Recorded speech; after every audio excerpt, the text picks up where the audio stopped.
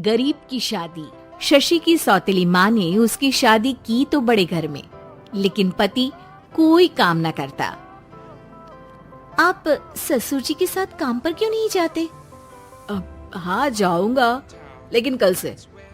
आज जरा मैं दोस्तों के साथ घूमने जा रहा हूँ। शशि के 2 बच्चे होते हैं, लेकिन रमेश का हाल वैसा का वैसा ही रहता है। एक दिन, सुनिए ना, बच्चा रो रहा है, इसके दूध के लिए पैसे नहीं है। अरे तो पिताजी से ले लो ना। क्यों? अगर आप में कमाने की क्षमता नहीं थी तो शादी क्यों की? तभी घर आई बड़ी ननद बोल पड़ती है, आहा, तुम्हारी माँ को साफ साफ कह दिया था कि लड़का ना कमाता है ना कभी कमाएगा। हम 4 बहनें हैं इसका ख्याल रखने के लिए, और पिताजी का इतना सारा पैसा, तुम्हें किस चीज की कमी रखी है? लेकिन थोड़े ही सालों में तकदीर बदल जाती है। शशि का ससुराल गरीब हो जाता है।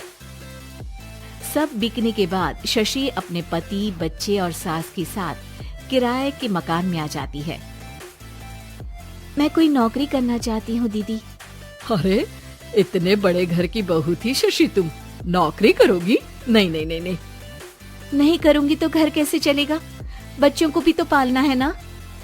तभी शशि का भाई आ जाता है।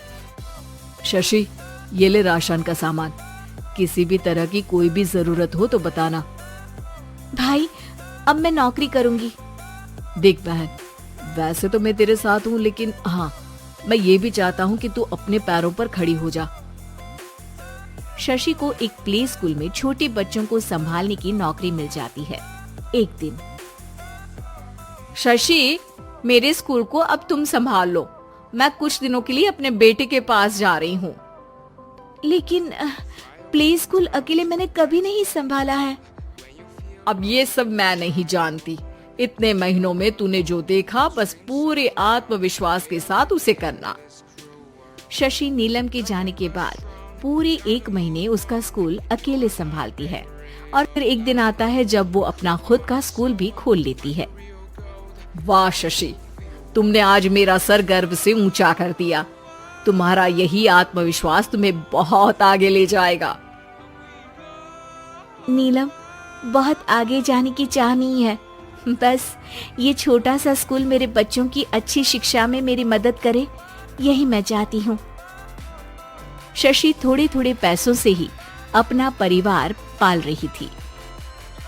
एक दिन उसके घर उसकी बड़ी ननद आती है।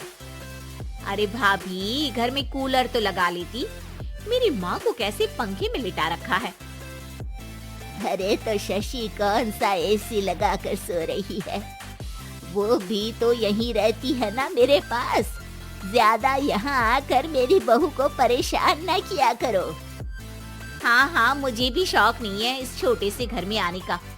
मैं तो बस ये बोलने आई थी कि मेरे बेटे की शादी है तो ननिहाल का जो नेग होता है वो ले आना।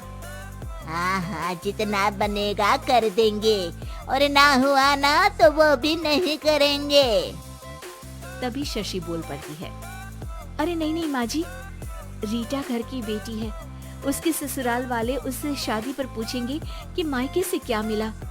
रीटा, तुम मुझे सामान की लिस्ट भेज देना, मैं पूरी कोशिश करूंगी कि तुम्हारी हर डिमांड को पूरा करें। अच्छा, मैं खाना लगाती हूँ। शशि ये बोलकर किचन में चली जाती है। धीरे धीरे कर शशि किसी न किसी तरह अपनी सारी ननदों की डिमांड भी पूरी करती, बच्चों की ख्वाहिशें भी, और उनकी पढ़ाई के लिए पैसे जोड़ती। एक दिन जब शशि का बेटा 12वीं पास करके आता है, माँ, अब तुझे काम करने की जरूरत नहीं है, मैं अब कोई ना कोई नौकरी करके पढ़ाई भी साथ कर लिया करूंगा। शशि को लगता है कि बेटा और आगे पढ़ाई करे, लेकिन वक्त की मार के कारण वो बेटे को काम के लिए हाँ कर देती है। अब बेटा एक बैंक में चपरासी बन जाता है। लड़का देखने में तो बड़ा अच्छा है, अंग्रेजी भी पटर पटर बोलता है, फिर चपरासी क्यों? लड़का सारी बात मैनेजर को बता देता है। अच्छा, तो मैं तुझे एक मौका देता हूँ, तू यहाँ रहकर दूसरे डिपार्टमेंट का भी काम सीख। अगर तू किसी एक का भी काम अच्छे से सीख गया तो मैं तुझे यहाँ टेबल चेयर में बैठने वाली नौकरी दे दूंगा। लेकिन एक दिन शशि की ननद उसे फोन करती है। अरे भाभी, देखो मायका तो मेरा तुम लोगों से ही है। मैंने आपके बेटे और मेरे भतीजे प्रदीप के लिए यहाँ एक नौकरी देखी है, पूरे 5,000 मिलेंगे। वैसे करता ही क्या है, चपरासी ही तो है ना। कोई बात नहीं रीटा, मैं उसे इस शहर के बाहर नहीं भेजना चाहती हूँ। बाकी वो शाम को आएगा तो मैं पूछ लेती हूँ। वहीं प्रदीप मैनेजर की बात से खुश हो जाता है और मैनेजर के काम पर ही नजर रखने लगता है। वो उनकी तरह के पेपर पढ़ता, काम करता और आने वाले लोगों की बातें सुनता। एक दिन बैंक में ऑडिट वाले आते हैं। ये गलत है, पूरी बैलेंस शीट नहीं मिल रही है, कहीं ना कहीं गड़बड़ है। ए मैनेजर, क्या करते हो? बैंक के पैसों का हिसाब सही नहीं है। मैनेजर के पसीने छूट जाते हैं। तभी प्रदीप वहां जाता है। अब क्या मैं ये बैलेंस शीट देख सकता हूँ? अरे बेटा मजाक नहीं, जाओ पानी लेकर आओ एक गिलास। प्रदीप मैनेजर को पानी लाकर देता है और फिर ऑडिटर से कहता है, देखिए सर, मैं आपको बता सकता हूँ कि कैसे बैलेंस शीट को आप लोग गलत तरीके से जोड़ रहे हैं। ऐसा बोलकर प्रदीप एक एक कर सारे डाउट क्लियर कर देता है। अरे हाँ, ये तो पॉइंट हमने देखे ही नहीं थे। गुड, कौन है ये बच्चा? तभी मैनेजर बोल पड़ता है, अब हमारे यहाँ अकाउंट में नया आया है। ऑडिटर के जाने के बाद, वाह प्रदीप, आज तो तुमने मेरी नौकरी बचा ली। और आपने भी तो मेरी नई नौकरी लगा दी, अकाउंटेंट की। बस फिर क्या था, प्रदीप ने एक बार जो सफलता की सीढ़ी चढ़ी, बस चढ़ता ही चला जाता है। फिर एक दिन शशि की ननद, अरे भाभी कैसी हो?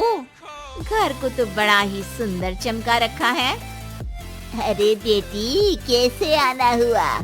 तू तो इस छोटे से घर में आना भी नहीं चाहती थी, कोई खास काम है क्या? अब हाँ, वो माँ, मेरा जो मजला बेटा है ना, वो अकाउंट से पढ़ाई कर रहा है, तो प्रदीप से बोलकर उसकी भी कहीं अच्छी नौकरी लगा दो ना।